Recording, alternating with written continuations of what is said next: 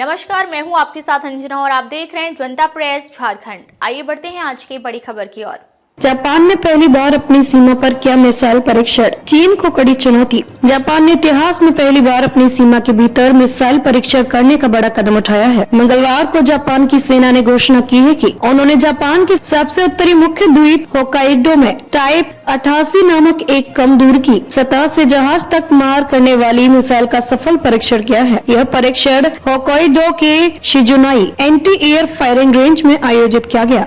इस अभियान में जापान की ग्राउंड सेल्फ डिफेंस फोर्स की पहली आर्टिलरी ब्रिगेड के लगभग 300 सैनिकों ने भाग लिया। परीक्षण के दौरान एक मानव रहित नाव को लगभग 40 किलोमीटर की दूरी से निशाना बनाया गया। यह मिसाइल परीक्षण जापान की सैन्य क्षमताओं को बढ़ाने की दिशा में एक महत्वपूर्ण कदम माना जा रहा है, खासकर ऐसे वक्त में जब क्षेत्रीय तनाव लगातार बढ़ रहा है। अधिकारियों का कहना है कि परीक्षण के परिणामों की अभी भी जाँच चल रही है और यह सुनिश्चित किया जा रहा है कि मिसाइल प्रणाली पूरी तरह से प्रभावी और विश्वसनीय है। जापान के इस कदम को चीन की बढ़ती सैन्य शक्ति के बीच अपनी रक्षा क्षमता मजबूत करने के तौर पर देखा जा रहा है। चीन को रोकने की रणनीति में जापान की बढ़ती मजबूती हाल के वर्षों में चीन की सैन्य ताकत और विस्तारवादी नीतियों ने पूरे पूर्व एशिया में चिंता बढ़ा दी है। ऐसे माहौल में जापान ने अपनी रक्षा रणनीति को फिर से तैयार करते हुए स्ट्राइक बैक क्षमता विकसित करने पर जोर दिया है। इसका मतलब है कि जापान न केवल हमले का बचाव करेगा बल्कि आवश्यक होने पर जवाबी कार्रवाई भी कर सकेगा। जापान इस साल के अंत तक लंबी दूरी की क्रूज मिसाइलों को भी अपने सैन्य सूची में शामिल करने की योजना बना रहा है, जिसमें टॉमहॉक मिसाइल प्रमुख है। टॉमहॉक मिसाइल एक अत्याधुनिक लंबी दूरी की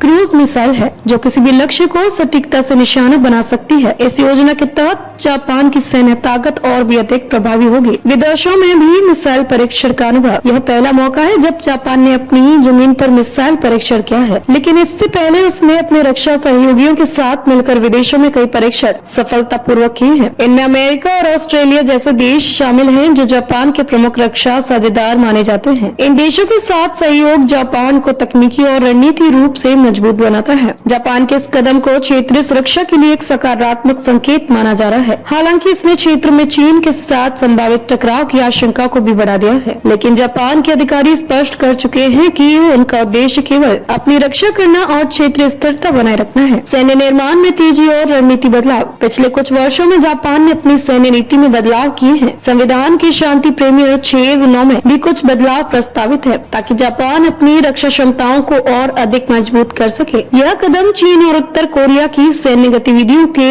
बढ़ने के बीच आया है। विश्लेषकों का मानना है कि जापान का यह मिसाइल परीक्षण सिर्फ एक तकनीकी उपलब्धि नहीं बल्कि यह एक व्यापक रणनीति बदलाव का हिस्सा है। इससे जापान को न केवल क्षेत्रीय ताकत के रूप में मजबूती मिलेगी बल्कि वह अपनी सुरक्षा के लिए भी बेहतर तरीके से तैयार हो सकेगा।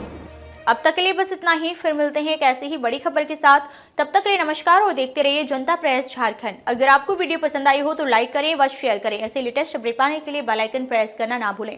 अगर आप हमें फेसबुक या फिर इंस्टा के माध्यम से देख रहे हैं तो हमारे पेज को फॉलो जरूर करें। धन्यवाद।